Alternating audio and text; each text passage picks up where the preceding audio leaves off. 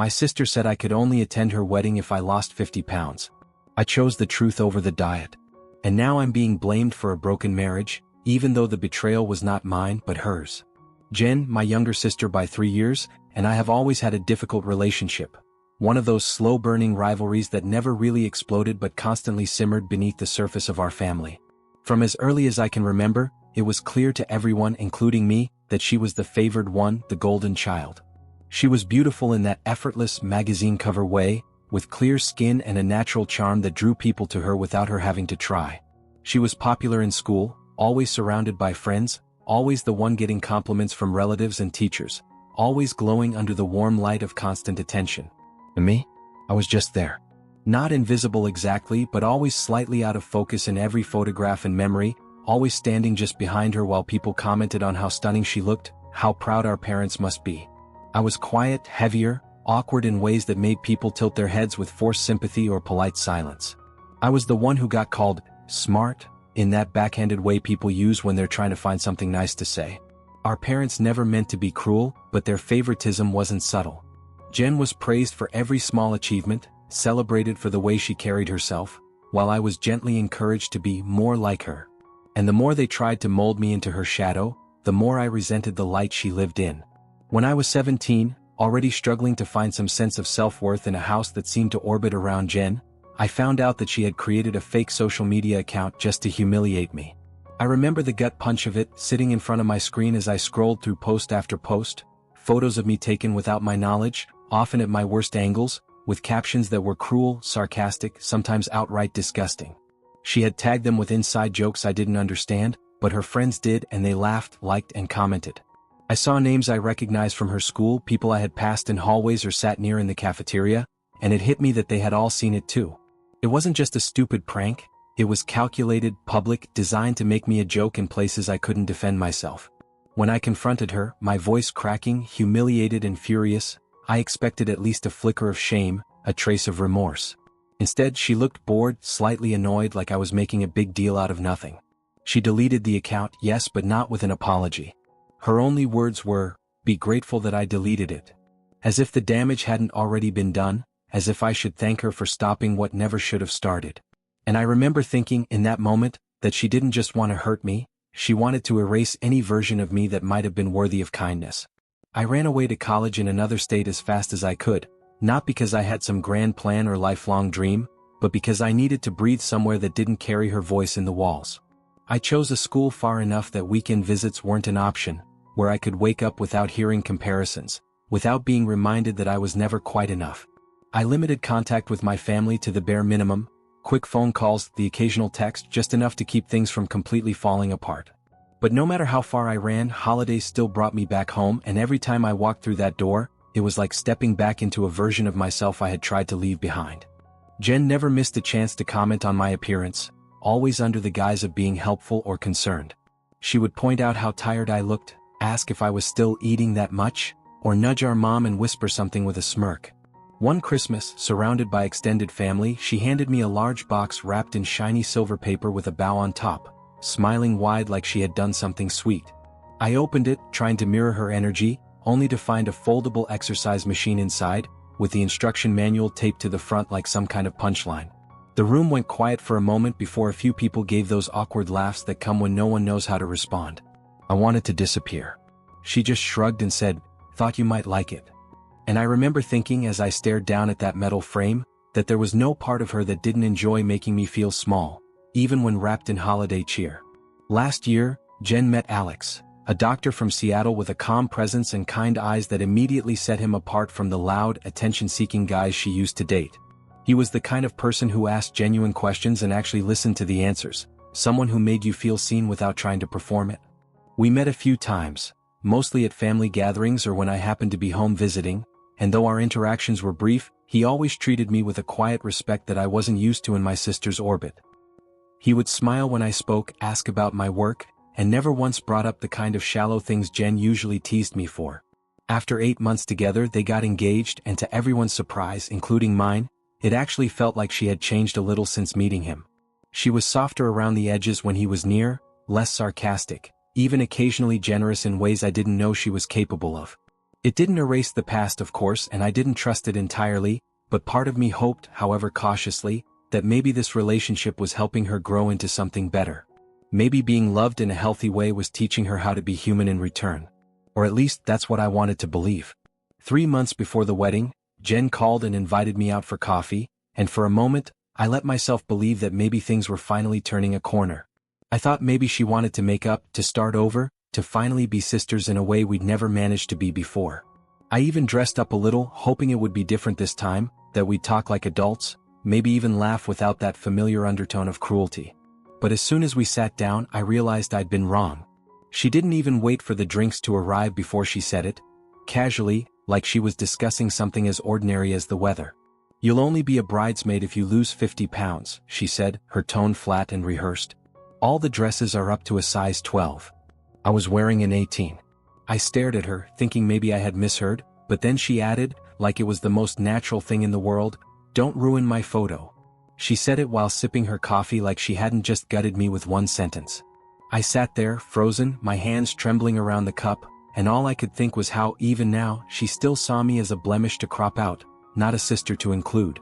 And worse, how effortlessly she said it, like my worth was still tied to shrinking myself for her. I refused to lose weight for the wedding, not out of defiance at first, but because I couldn't bring myself to punish my body just to fit into her carefully curated aesthetic. I told her as gently as I could, expecting maybe a pause, some room for understanding, some recognition that I wasn't just a prop in her photos. But instead she exploded. She called me selfish, accused me of trying to ruin her vision, said I was making everything about myself. Then, as if to offer a compromise, she told me I could still come, but only as a guest and only if I wore black so I wouldn't attract attention.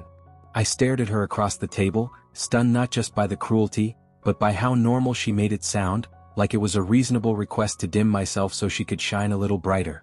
Something snapped in me then, something long buried under years of silence and polite nods and swallowing pain. I stood up without another word, walked out of that cafe, got in my car with my heart pounding, and drove straight to the clinic where Alex worked. I didn't even know what I was going to say until I was already walking through the doors, but I knew I couldn't keep holding this truth by myself anymore. He had to know who she really was. I showed Alex the truth, not out of spite, not because I wanted to sabotage their wedding, but because I couldn't stay silent and watch him commit to someone who had spent her life tearing others down, especially the people closest to her. I sat across from him in a quiet corner of the clinic's lobby, my hands shaking as I pulled up screenshots from old social media accounts, messages, and photos she had posted when we were teenagers. I told him about the years of emotional abuse, the humiliation, the manipulation, the way she had weaponized every insecurity I ever had just to make herself feel bigger. I told him about the coffee shop, about the dress size ultimatum, about the black outfit and the threat of being erased from her perfect wedding. He didn't say anything for a long time. He just stared at the phone in my hand, his expression unreadable, and when he finally looked up at me, his voice was quiet. He said, "Thank you," and that he needed to think. I didn't press him. I just nodded and left, unsure of what would happen next, but knowing I had done what I needed to do. 3 days later, my phone rang and it was Jen, her voice already screaming before I could even say hello. She called me a fat, jealous traitor, accused me of ruining her life, of stabbing her in the back, of being bitter because I could never be her. She didn't ask if what I said was true. She didn't deny it either. She just lashed out in the only way she knew how. And then she told me I was no longer invited to the wedding. Not as a bridesmaid, not as a guest, not even as a shadow in the background. And for the first time in a long, long time, I felt free. But a few weeks later, just when I thought the entire chapter had closed for good, I received an envelope in the mail with crisp, ivory stationery and my name written in careful, deliberate handwriting. Inside was a formal wedding invitation and a personal note from Alex, short but sincere. He thanked me again for being honest with him, said he believed that truth mattered even when it was uncomfortable, and added that, despite everything, he still wanted me there, if I was willing. For a long moment, I just stared at the card in my hand, not knowing what to feel. But eventually, I decided to go. Not for Jen, not even for Alex really, but for myself, to prove that I could walk into that space with my head high, to reclaim the part of me that had always felt like I didn't belong. I bought a simple black dress, the kind that didn't hide me but didn't beg for attention either, something that felt honest, something that felt like me. I came alone. My parents greeted me politely but quickly turned their attention back to Jen's endless orbit, just like always. I didn't expect anything different. The ceremony was beautiful in that rehearsed, polished way weddings often are, and Jen of course looked perfect. But there was something in her smile that felt tight, a little too stretched. She never looked directly at me, not once. I waited until the official congratulations, offered a soft congratulations to both of them, looked Alex in the eyes and left before dinner, before the speeches, before the photos I wouldn't be in. I walked out into the night alone, the cool air settling on my skin like relief, and for the first time after everything, I didn't feel like I had run away. I had shown up. I had chosen peace. I had chosen me. A few days after the wedding, news started circulating quietly through the family that Jen and Alex had cut their honeymoon short. They had been in the Bahamas, a place she had raved about for months, sharing polished photos on social media of white sand beaches, palm trees and perfect sunsets. But suddenly, without explanation, they were back, 6 days early. No glowing captions, no honeymoon glow, just silence. It didn't take long for the real story to slip out. Alex had been using Jen's phone to take a few candid pictures of her by the water, something sweet and spontaneous, when a notification popped up. Curious and unthinking, he tapped it, and that was when he saw the thread. Intimate messages between Jen and another man, messages she hadn't bothered to hide or delete, messages that left no room for interpretation. It wasn't old or accidental or explainable. It was recent, deliberate, full of suggestive jokes and comments that made it clear this wasn't just emotional venting. And in that moment, something must have broken for him. The man who had quietly listened to my story, who had asked for truth, now found himself face to face with his own betrayal, not whispered by someone else but written in his wife's own words.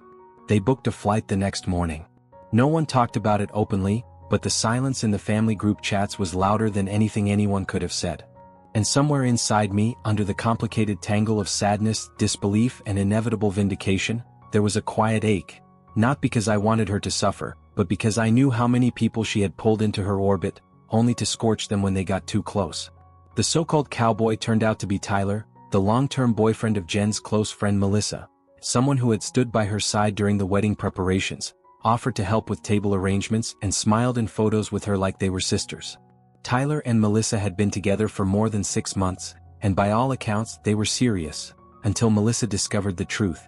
She found out that Jen and Tyler had been secretly involved, exchanging flirtatious and explicit messages even while Jen was planning her wedding, even while Melissa was helping her pick out centerpieces and pretending they were part of some picture-perfect bridal tribe. When Melissa saw the messages for herself, there was no ambiguity, just lines and lines of crude jokes, plans to sneak away, declarations that made a mockery of every public vow Jen had made to Alex. Melissa didn't stay quiet. She broke up with Tyler immediately and without hesitation, published the screenshots online, accompanied by a brief caption that didn't need embellishment: "This is what your best friend looks like." Within hours, the scandal exploded. People who had posed in Jen's bridal party started removing tags from photos. Comments poured in. Friends chose sides. The glossy, curated version of her life unraveled in real time, and for once, there was no one left to clean up the mess for her. She had built her image on manipulation and appearances, and now it was all collapsing, publicly, painfully, and completely out of her control. Melissa, still burning with betrayal and humiliated by the way her trust had been twisted into a backdrop for Jen's secret affair, didn't stop at publishing the screenshots. She had a key to Jen's house, something given to her back when they were still best friends, when they trusted each other with secrets and spare keys in late-night emergencies, and she used it. She went in while Jen was out, calm and methodical in her rage. She took her time. She cut up the designer dresses that Jen had bragged about for months, slicing them clean down the middle like she was performing a kind of justice. She poured bleach on her expensive shoes, turning polished leather and satin into pale, soggy ruins. She found a lipstick and scrawled the word "traitor" in jagged red letters across the pale gray wall of Jen's bedroom, bold and final, a mark Jen couldn't ignore or cover up. When Jen came home and found the wreckage, she screamed so loudly that the neighbors called the police. But when the officers arrived and she explained what had happened, showed them the mess, the broken heels, the ruined clothes, they informed her that it wasn't a criminal matter, it was a civil case. Melissa had a key. She had been welcome in that house. There was no forced entry, no theft, just a betrayal repaid with destruction, and the law saw it as something Jen would have to deal with in court, not with handcuffs. And maybe for the first time in her life, Jen stood in the middle of chaos that no one was going to clean up for her, staring at a mirror of the pain she had caused so many others. At a restaurant that was supposed to be neutral ground, a casual lunch spot where apologies could be exchanged or at least tensions softened. Everything exploded instead. Jen arrived first, her face already tight with rage, and my mother trailed behind her like a shadow, eyes cold and ready to defend her favorite child no matter what had happened. Melissa was already seated when they walked in, calm but clearly prepared, her phone in hand, her posture like someone who had nothing left to lose. Jen barely sat down before the insults began, thinly veiled jabs that grew sharper by the second, my mother chiming in like some bitter echo, accusing Melissa of betrayal, of hysteria, of destroying their family's reputation. But Melissa didn't flinch. Instead, with her phone held steady in one hand and her voice raised just enough to command the room, she began reading out loud. It was Jen's own message, word for word, proof that she had been emotionally manipulating Alex, gaslighting him with calculated coldness, mocking his vulnerability in private texts to Tyler while pretending to be the perfect fiancé in public. The words cut through the noise like glass shattering and the restaurant went still. Jen lunged across the table, my mother shouting behind her, and suddenly it wasn't just a shouting match, it was a full-blown scene. Chairs scraped back, drinks spilled, and someone at a nearby table pulled out their phone and began filming. Within hours, the video was all over social media. Two women, one in pearls, the other in fury, grappling in a mid-range restaurant while Melissa calmly stood her ground, reading receipts like a courtroom prosecutor. People shared it, commented on it, dissected every second of Jen's unraveling. And in that viral moment, the polished illusion she had spent her whole life curating finally collapsed into the truth, caught in the unforgiving clarity of a stranger's phone lens. Not long after the public fallout, when the dust was still settling and the internet was just beginning to lose interest in her scandal, Jen made a new announcement, this time on her social media with a carefully staged photo of her hand resting gently on her stomach and the caption simply reading, "New Beginnings." She didn't mention the father, didn't tag anyone, didn't offer any details beyond a few vague comments about change, strength, and moving forward. At first, people speculated it was just another attempt to shift the narrative, to reclaim sympathy after the wreckage of her reputation, to distract from the fight video that was still being passed around in group chats. But then, in a twist no one had expected, it came out that the father of the child was Alex. Apparently, sometime during the wedding or the chaotic days that followed, she had gotten pregnant, and when she told him, privately, quietly, he was stunned. Word eventually reached the rest of us through the family grapevine, whispered at gatherings, passed through texts with stunned punctuation. When Alex was asked about it, his response was calm but clear. He was shocked, yes, and he would absolutely take responsibility. He said he would provide for the child, do everything necessary to be a good father, but he made it just as clear that he was not ready, and likely never would be, to go back to Jen. The damage had been done. Her pregnancy didn't erase the lies, the infidelity, or the manipulation. It only added a new layer of complexity to a story already overflowing with betrayal. And for once, there was no triumphant comeback for her to post about, just the quiet reality of consequences she could no longer outrun. Jen eventually resurfaced in the form of a glossy, well-edited interview with a local lifestyle magazine, posing in soft lighting with one hand resting on her visibly pregnant belly, the other curled delicately under her chin as if she were contemplating the world with quiet strength. The article painted her as a resilient, self-made woman rising from the ashes of a difficult year, framing her not as the architect of chaos but as a victim of it, a strong single mother who had been abandoned, misunderstood, and unfairly judged. Not a single word was mentioned about the betrayal, about Tyler, about Melissa, about the fight in the restaurant or the messages that tore her engagement apart. Instead, there was an entire section dedicated to what she called emotional abuse from friends and family, vague enough to protect her from accusations of slander, but pointed enough that anyone who knew us could read between the lines. She spoke of being silenced, gaslit, unsupported in her darkest hours, never once acknowledging the wreckage she had left behind in other people's lives. My parents latched onto it instantly. They shared the article on Facebook with captions full of pride, calling her brave, saying how strong she was for surviving such a hard year, praising her resilience as if it hadn't been built on manipulation and lies. They handed out copies at family dinners, told neighbors to read it, treated her carefully crafted narrative like gospel truth. And as for me, I was painted quietly but clearly as one of the villains in her story, the jealous sister who never understood her, who turned on her at the moment she needed family the most. They still blame me for everything that happened, for not keeping quiet, for not playing along, for letting her perfect daughter mask slip just enough for the world to see the cracks underneath. I don't say anything anymore and I'm not sorry. I no longer try to explain myself to people who have already decided what version of me they want to believe, and I don't waste breath trying to correct a narrative that was never mine to control. Let them think what they want. Let Jen keep spinning her story of strength built on denial and curated photographs. Let my parents keep clinging to the illusion of a perfect daughter who never did anything wrong and a bitter sister who ruined it all. I've stopped trying to force the truth into spaces that were never interested in holding it. Alex still reaches out from time to time, quietly, always with sincerity in his voice. He thanks me, not for exposing Jen, not for creating drama, but simply for not lying. For choosing honesty when it would have been easier to look the other way. He doesn't ask for anything, doesn't try to involve me in his mess, just offers quiet gratitude that feels like the closest thing to closure I'll ever get. Jen, on the other hand, acts like nothing ever happened. If we pass each other at family gatherings, she smiles too wide, too bright, as if she's still starring in a role and I'm just another extra she has to nod at before the next scene. But it doesn't touch me anymore. Because for the first time in my life, I'm out of their toxic scenario, watching from a distance as the drama unfolds without me, no longer cast in the role of scapegoat or silent bystander. I didn't get an apology. I didn't get redemption or a family reunion or some cathartic ending wrapped in warmth. But I got the truth. And that, finally, is enough.